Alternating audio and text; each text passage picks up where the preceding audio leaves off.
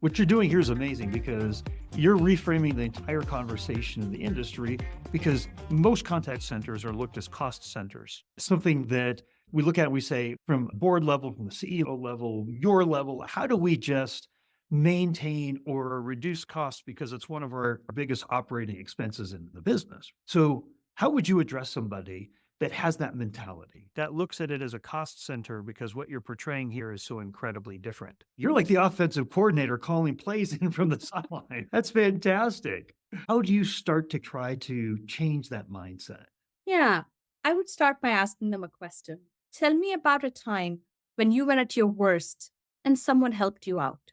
How do you feel about them after the experience? And I find that to be the door opener or the perception changer question, Steve, because most times, by the time a customer comes to a contact center, they've tried all other options. They are at a place where they need help and they need help with a sense of urgency.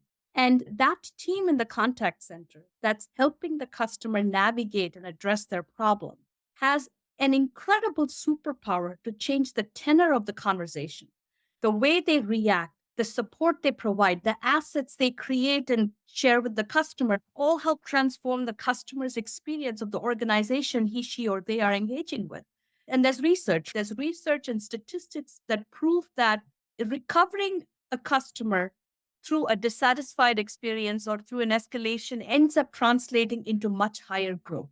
So the customer who experiences this escalation with you and then comes out more happier, more satisfied, will go on to spend and do more business with you. And that is the direct correlation between delivering great customer experience via the contact center and your top line group. And this is why I care so deeply about this being an offense play, this being a growth play. And so that's a question I would ask in the dialogue I would have with somebody at a cocktail party who asks me why I care about contact centers as deeply as I do.